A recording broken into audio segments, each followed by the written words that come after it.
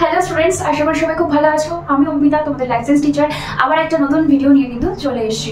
আজকে আমরা নিউরন সম্পর্কে কিন্তু একটা ধারণা নেব মোটামুটি, কারণ নিউরনের যে চিত্র তোমাদের বইতে রয়েছে সেটা কিন্তু ভীষণ ইম্পর্টেন্ট এবারের মাধ্যমিক পরীক্ষার জন্য। আগের বারের মাধ্যমিক পরীক্ষাতে কিন্তু চোখের গঠনটা আমি বারবার করে খুব ইম্পর্টেন্ট বলে দিয়েছিলাম, সেটাই কিন্তু পরীক্ষাতে এসেছিল। এবার আমি বলছি যে নিউরন পরের চ্যাপ্টার থেকেও আমি কিছু সাজেশনস দেবো, তবে সাজেশনসে পরে আসবো। আগে আমি তোমাদেরকে একটা ছবি ধরে কিন্তু বুঝিয়ে দেবো। তো আজকের টপিক হচ্ছে নিউরন। তাহলে দেরি না করে ভিডিও শুরু করবো। তবে ভিডিও শুরু করার আগে বলে রাখি, যারা চ্যানেলে নতুন রয়েছো, যারা ভিডিও প্রথমবার দেখছো কিন্তু এখনো চ্যানেল সাবস্ক্রাইব করোনি, চটপট চ্যানেলটা সাবস্ক্রাইব করে নাও এবং নিজেদের বন্ধুদের মধ্যে সবার সাথে শেয়ার করে দাও, আর লাইক করতে ভুলো না। তবে চলো এবার ভিডিওটা শুরু করা যাক। এবার আমি নিউরনটা সম্পর্কে বোঝাবো, তবে বোঝানোর আগে নিউরনের ছবিটা আমি এঁকে নিই, যেহেতু একটু টাফ রয়েছে ছবিটা, এমনও কিছু টাফ না, সোজাই। আগে ছবি এঁকে নিই, তারপরে আমি একটা পয়েন্টিং করে সেটা কি কাজে লাগছে বা তার নাম কি সেগুলো আমি একটা করে বুঝিয়ে দেবো।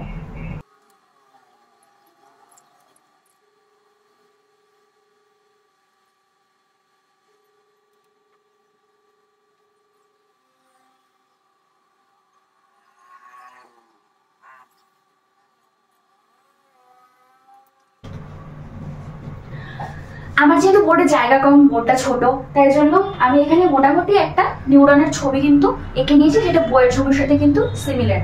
এবার এই প্রত্যেকটা অংশকে, নিউরনের প্রত্যেকটা অংশকে কোথায় কি রয়েছে সেটা আমি একটা করে এবার চিহ্নিত করব, ঠিক আছে? সবার ফার্স্টে আমরা দেখবো এই বড় জায়গাটা, মানে মাথার এই অংশটাকে কি বলে? এই অংশটাকে কোষ দেহ বলে। যেহেতু এই জায়গায় কিন্তু বিভিন্ন রকমের কোষ সমূহ বা কোষের বিভিন্ন ভাগ কিন্তু আমরা দেখতে পারি, তাই জন্য এই জায়গাটাকে আমরা কোষ দেহ বলছি।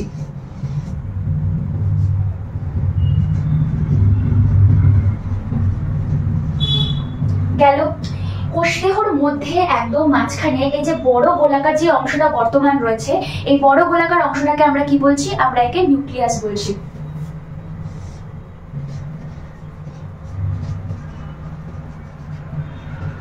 এবার কোষদেহ গেল। কোষদেহতে মাথার ওপর এই যে তারার মতন, এই যে তারা মাছ বা স্টারফিশের হাতের মতন যে বেরিয়ে রয়েছে বাহুর মতন, এগুলোকে আমরা কি বলি? এগুলোকে আমরা বলি ডেনড্রাইট। এগুলোকে আমরা বলি ডেনড্রন।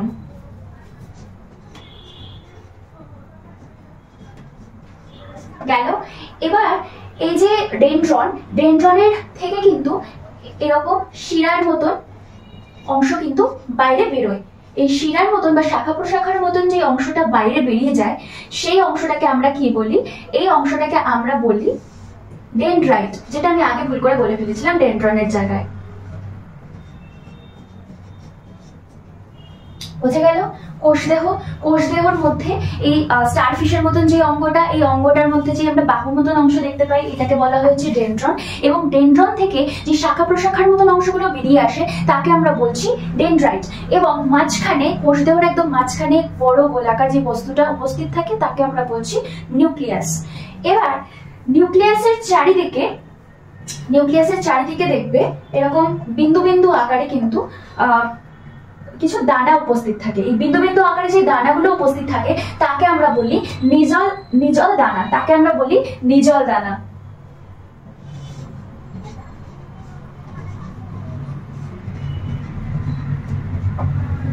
তাকে আমরা কি বলছি? তাকে আমরা বলছি নিজল দানা।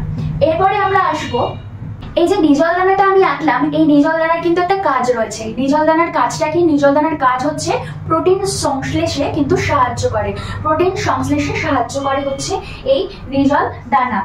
তাহলে পরীক্ষাতে যদি শর্ট কোয়েশ্চেন আসে যে স্নায়ু কোষের মধ্যে বা নিউরনের মধ্যে প্রোটিন সংশ্লেষে কোন জিনিস সাহায্য করে বা কোন অঙ্গ সাহায্য করে, তাহলে তুমি বলবে নিজল দানা। বা নিজল দানার কাজ কি যদি আসে, তাহলে তুমি লিখতে পারো যে প্রোটিন সংশ্লেষে সাহায্য করে। গেল। এরপর আমরা এখানে কিন্তু এরকম ফাইবারের মতন কিছু অংশ আমরা দেখতে পাই। এইগুলোকে আমরা কি বলছি? এগুলোকে আমরা বলছি নিউরোফাইব্রিল। এগুলোকে আমরা বলছি নিউরোফাইব্রিল।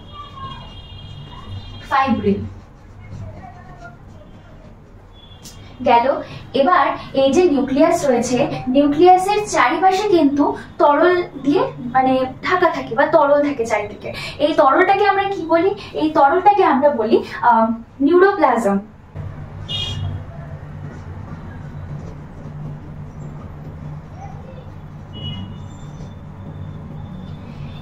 একটা জিনিস, এই যে নিউরোফাইব্রিল রয়েছে, এই নিউরোফাইব্রিলের কিন্তু একটা কাজ রয়েছে। নিউরোফাইব্রিলের কাজ হচ্ছে এরা স্নায়ু সংকোচনে কিন্তু সাহায্য করে, স্নায়ু সংকোচন করতে এরা সাহায্য করে। তাহলে গেল এই যে কোষ দেহর নিচে এই অংশগুলোকে কি বলে সেটা আমি বলছি। সবার প্রথম এই যে এই অংশটা, যে অংশটাতে নিউরোফাইব্রিল বর্তমান, সেই অংশটাকে আমরা কি বলছি? সেই অংশটাকে আমরা বলছি অ্যাক্সন হিলক। অ্যাক্সন হিলক।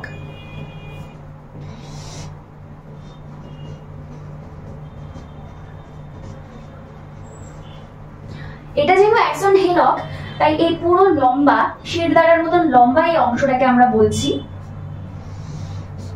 পুরো অংশটা হচ্ছে অ্যাক্সন।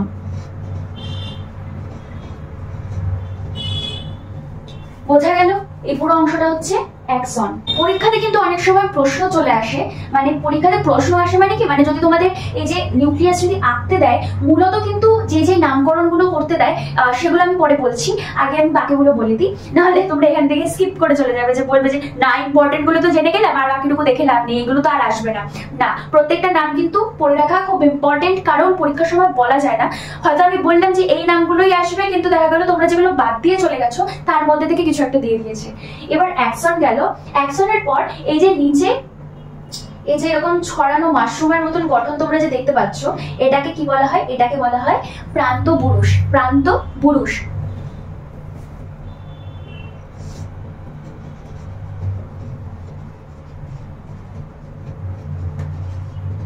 এটাকে বলে প্রান্তপুরুষ। প্রান্তপুরুষের নিচে মানে যে জিনিসটার উপর প্রান্তপুরুষটা দাঁড়িয়ে রয়েছে বা পুরো এই যে নিউরনটা যে দাঁড়িয়ে রয়েছে, এইটাকে বলা হয় হচ্ছে পেশি। মানে এই যে এই কি বলবো, থোড়ের মতন দেখতে অংশটা, থর মনে করো না, আমি অ্যাভেঞ্জার্সের থর বলছি না, আমি কিন্তু থোর বলছি। মানে থোর মানে হচ্ছে কলা গাছের মাঝখানে যে সাদা অংশটা বর্তমান থাকে, সেই থোরের কথা বলছি। তো এই অংশটা হচ্ছে পেশি। গেল? বোঝা গেছে আশা করি। এবার এই অংশগুলোকে কি বলা হচ্ছে সেগুলো বলবো। সবার প্রথমে মাঝখানে এই সরু যে শিরদাঁড়ার মতন অংশটা, এই অংশটাকে বলা হচ্ছে অ্যাক্সোলেমা। কি বলা হয়? অ্যাক্সোলেমা। এই পুরোটাকে বলা হয় হচ্ছে অ্যাক্সন, আর শুধু মাঝখানের সরু অংশটাকে বলা হয় হচ্ছে অ্যাক্সোলেমা।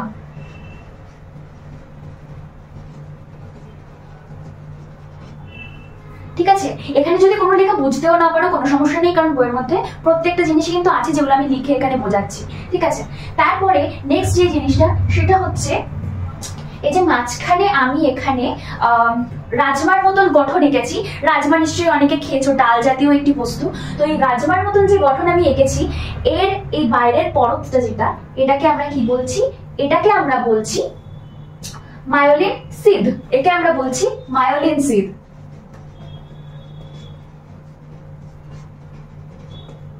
গেল? একে আমরা বলছি মায়োলিন সিদ। মায়োলিন সিদ এর দুটো মায়োলিন সিদের মাঝখানে এই যে একটা জিনিস সংযোগ করছে, দেখতে পাচ্ছ একটা দাগ।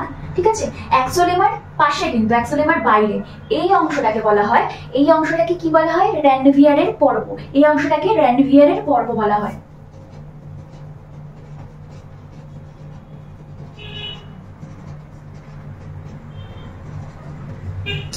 গেল র্যানভিয়ারের পর্ব। এরপর নেক্সট যে জিনিসটা সেটা হচ্ছে, এখানে আমি তোমাদের মায়োলিন সিদটা বোঝালাম। মায়োলিন সিদ যে পর্দা দ্বারা আবৃত থাকে, মায়োলিন সিদ যে পর্দা দ্বারা আবৃত থাকে তাকে আমরা বলি নিউরোলেমা। তাকে আমরা বলছি নিউরিলেমা।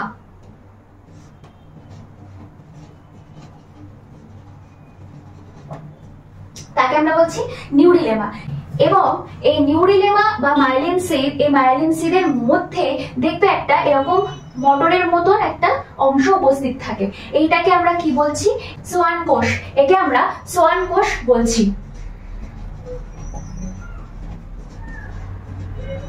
এদের এই যে অ্যাক্সন, এই অ্যাক্সনের কাজটা কি? মানে এদের প্রত্যেকের আলাদা আলাদা কাজ কিন্তু নেই, মানে অ্যাক্সনের কিন্তু একটা গঠিত মানে একত্রিত কাজ কিন্তু রয়েছে। এই একত্রিত কাজটা কি? একত্রিত কাজ হচ্ছে অক্সিন কোষ দেহ থেকে আবেগ দূরে নিয়ে যায়, অর্থাৎ পরবর্তী নিউরনে বা ইনফেক্টরে বহন করে। মানে যে আবেগটা আসে সেই আবেগটাকে কিন্তু এখান থেকে সে দূরে নিয়ে যায় বা পরবর্তী নিউরন বা পরবর্তী ইনফেক্টর যেটা থাকে সেখানে কিন্তু পৌঁছে দেয়। গেল। এবার নামগুলোকে আমি আরেকবার তোমাদের ভালো করে বুঝিয়ে দিচ্ছি যে কোনটাকে কি বলে, এবং এটাও বলছি যে কোন কোনগুলো কিন্তু পরীক্ষাতে 100% আসে, মানে চিহ্নিতকরণ করার জন্য। এখানে সবার প্রথম আমি চিত্রটা আঁকলাম। আঁকার পর আমি এই যে মাথার এই যে স্টারফিশের মতন গঠনটা, এই স্টারফিশের মতন এই পুরো গঠনটাকে আমি এখানে কোষ দেহ বলেছি। ঠিক আছে, এটা হচ্ছে কোষ দেহ। এবার কোষ দেহর মাঝখানে যে বড় গোল বৃত্তের মতন জিনিসটা অবস্থিত সেটা হচ্ছে নিউক্লিয়াস, কারণ কোষের মধ্যে সব থেকে বড় নিউক্লিয়াসই অবস্থিত। ঠিক আছে, নিউক্লিয়াসের চারিপাশে নিউরোপ্লাজম অবস্থিত, আর নিউরোপ্লাজমের মধ্যে এই ছোট ছোট দানা যেগুলো বর্তমান সেগুলো হচ্ছে নিজল দানা। নিজল দানার কাজ কি? প্রোটিন সংশ্লেষ করা। গেল। এবার এই স্টারফিশের মতন কোষ দেহর যে বাহুগুলো দেখতে পাচ্ছ, এই বাহুগুলোকে কি বলা হয়? বাহুগুলোকে বলা হয় হচ্ছে ডেনড্রন। এবং বাহু থেকে যে শাখা প্রশাখার মতন যেই জিনিসগুলো বেরিয়েছে, শাখা প্রশাখার গঠনগুলো যে বেরিয়েছে তাকে আমরা বলছি ডেনড্রাইট। ঠিক আছে, ডেনড্রাইট একটা আঠার নাম রয়েছে, তো সেটা থেকে তোমরা মনে রাখতে পারবে। নেক্সট কি? নেক্সট হচ্ছে তার পরবর্তী অংশটার নাম হচ্ছে অ্যাক্সন, মানে এই লম্বা অংশটা শিরদাঁড়ার মতো বা মেরুদণ্ডের মতন যে অংশটা তার নাম হচ্ছে অ্যাক্সন। এবং এই কোষদেহ এবং অ্যাক্সনের মাঝের যে অংশটুকু, মাঝে মানে আমরা বলতে পারি যে আমাদের মাথা এবং আমাদের দেহ, এই দেহর মাঝে যেটা আমাদের যুক্ত করে রেখেছে সেটা হচ্ছে আমাদের গলা। তো সেটাকে এখানে অ্যাক্সন হিলক বলা হয়েছে, মানে এটা কোষদেহ এবং অ্যাক্সন দুটোকে কিন্তু সংযুক্ত করে রেখেছে। নেক্সট আমরা কোনটা পাচ্ছি? নেক্সট আমরা পাচ্ছি নিউরোফাইব্রিল। এই অ্যাক্সন হিলকের মধ্যবর্তী অংশে কিন্তু উপস্থিত থাকে। তারপরে আমরা পাচ্ছি যে রাজমার মতন গঠন, আমি যেটা তোমাদের বলেছিলাম, এই রাজমার মতন গঠনটা পাশের যে পর্দাটা, সেই পর্দার মধ্যে অংশটাকে আমরা বলছি মায়োলিন সিদ। তাকে আমরা বলছি কি? মায়োলিন সিদ। এবং মায়োলিন সিদ যে পর্দা দ্বারা আবৃত থাকে তাকে আমরা কি বলছি? তাকে আমরা বলছি নিউরিলেমা। এবং এই নিউরিলেমার মধ্যবর্তী অংশে দেখবে একটা ছোট মটর দানার মতন গঠন তোমরা দেখতে পাবে। সেই মটর দানার মতন গঠনটাকে বলা হচ্ছে সোয়ান কোষ। গেল। এবার এই মেরুদণ্ডের মতন যে গঠনটা, এই শুধুমাত্র মাঝখানের মেরুদণ্ডের মতন গঠনটাকে বলা হয় হচ্ছে অ্যাক্সোলেমা। এবং এর মধ্যে অ্যাক্সোলেমা যে পর্দা দ্বারা আবৃত থাকে সেই পর্দাটাকে বলা হয় হচ্ছে রানভিয়ারের পর্ব। গেল। তাহলে এই পুরো জিনিসটা বোঝা গেল। এবার নিচের পার্টটুকু, মানে এই নিচে তোমরা দেখতে পাচ্ছ অনেকটা অ্যামিবার মতন গঠন বলা যায়, সেটাকে কি বলা হয়? সেটাকে বলা হয় হচ্ছে প্রান্তপুরুষ। ঠিক আছে, প্রান্তপুরুষ। এবং প্রান্তপুরুষের নিচের অংশটাকে তোমায় বললাম যে থোড়ের মতন দেখতে, বা অনেক সময় সেটা থোড় বলছে তোমরা থর মনে করো না, ছেলেরা হয়তো বলবে যে আরে থর তো অ্যাভেঞ্জার্সে ছিল, যেটা আগেও বললাম। অ্যাভেঞ্জার্সের থর নয়, থোড় মানে কলা গাছের যেই কাণ্ড, তার মধ্যে যে সাদা অংশটা থাকে লম্বা তার মতন দেখতে, সেটা হচ্ছে পেশি। আর এবার যদি বলা হয় যে এই অ্যাক্সনের কাজ কি? অ্যাক্সনের কাজ হচ্ছে আমাদের পেশির মধ্যে বা নিউরনে যখন কোনো আবেগ প্রবেশ করে, তো এর কাজ হলো সেই আবেগকে ঠেলে দূরে সরিয়ে দেয়, অর্থাৎ পরবর্তী নিউরন বা ইনফেক্টরে কিন্তু পৌঁছে দেয়। ঠিক আছে, তাহলে আশা করি নিউরনটা খুব ভালো করে বোঝা গেছে। যদি কোথাও কোনো সমস্যা থাকে তাহলে কিন্তু অবশ্যই কমেন্ট করবে। এবার এর মধ্যে থেকে যে নামগুলো খুব ইম্পর্টেন্ট, মানে পরীক্ষাতে আসে চিহ্নিতকরণ করার জন্য, ছবিটা কিন্তু খুব ভালো করে প্র্যাকটিস করবে। এর মধ্যে যেটা খুব ইম্পর্টেন্ট সেটা হচ্ছে কোষ দেহ, নিউক্লিয়াস, নিউরোপ্লাজম, ডেনড্রন, ডেনড্রাইট। ঠিক আছে, অ্যাক্সন, প্রান্তপুরুষ, পেশি। গেল। রানভিয়ারের পর্ব এবং নিজল দানা।